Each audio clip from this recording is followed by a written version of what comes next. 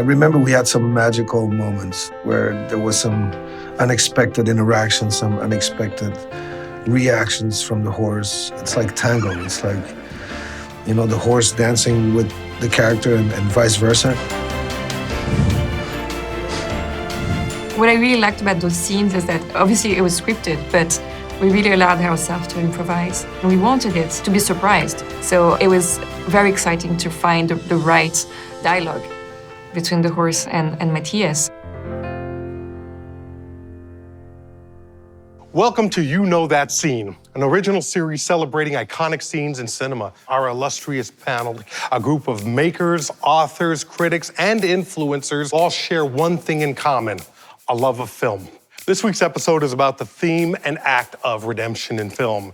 And the first film we're going to talk about is Children of Men.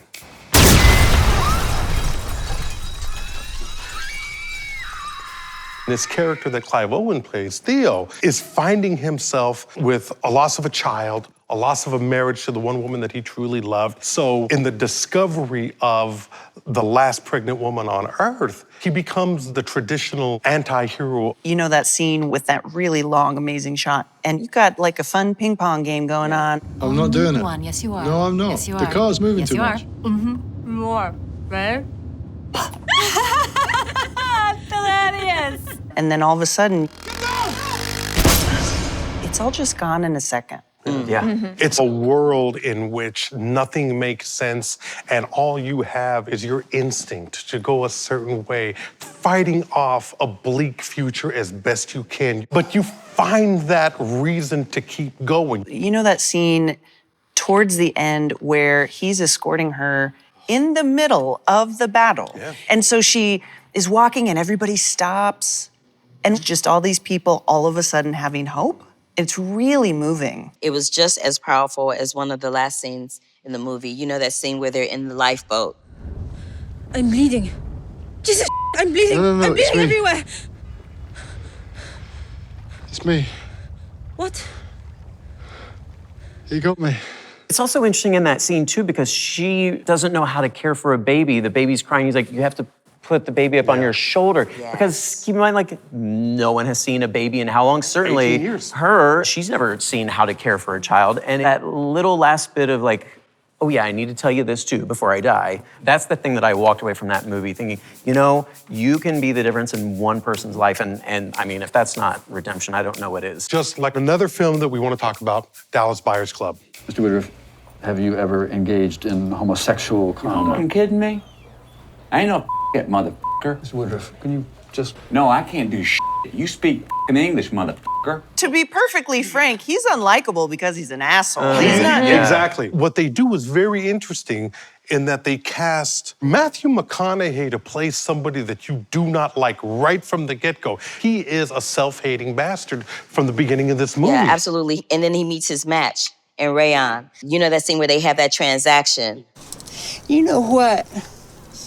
You don't deserve our money, you homophobic asshole. And she gets out of the car and she knows he's going to follow her. Because that almighty dollar is gonna make him run. Deal. Deal. Rayon is a mirror for him. Yes. One of my favorite parts of Rayon and Ron's journey together, you know the scene in the supermarket where Ron runs into one of his old friends. Come on, buddy, what's your problem?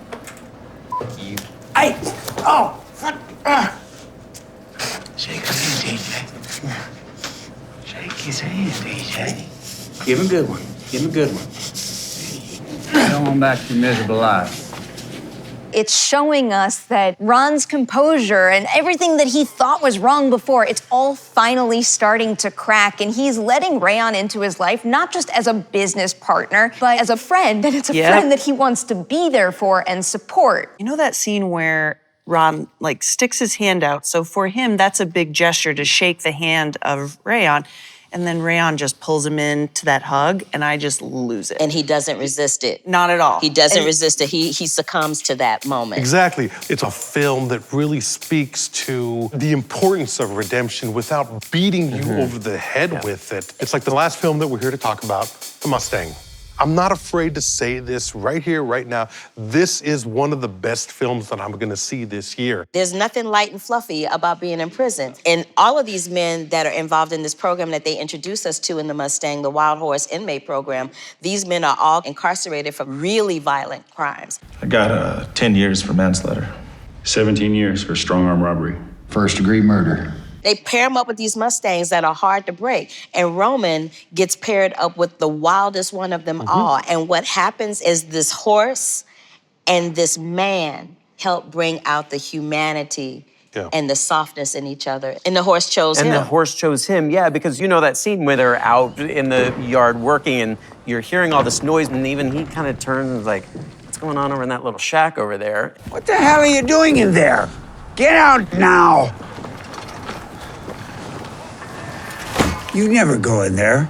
That's a dangerous animal. It eases you in this really beautiful way that I think in a lot of other hands would have just been so heavy-handed. You know the scene when he's in the ring with the Mustang and he's training him and just unable to connect with this animal at all. It's about being able to roll your sleeves up and learn the lesson yourself, because when people sit and talk at you, you don't internalize that the same way that you do when you're with that other living being and you're figuring out, oh, it senses my emotion, therefore I have to figure out a new behavior in order to coexist.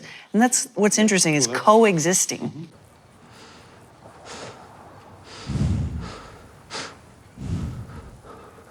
That wrecked me, because animals sense when somebody's good. Animals sense when someone has their back. I have a very, very soft spot for animals across the board, and I look at a scene like that and I'm like, he's gonna redeem himself. That's exactly it. It's like, you know that scene where he is sitting with his daughter and he apologizes. Someday, I'll make it up to you.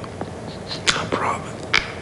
It's almost like he couldn't even understand his relationship with his daughter until he had the unconditional love of an animal. So to see someone go on such a significant journey like that really, really touched me. Yeah, that's what this filmmaker, these actors, and this story do so beautifully. They give you a sense of hope without making you feel like this is a lie. Thanks everyone for watching today. We've got more episodes in the coming weeks that we are so excited to share. So please like our page and hit our subscribe button, and we'll see you next time on You Know That Scene.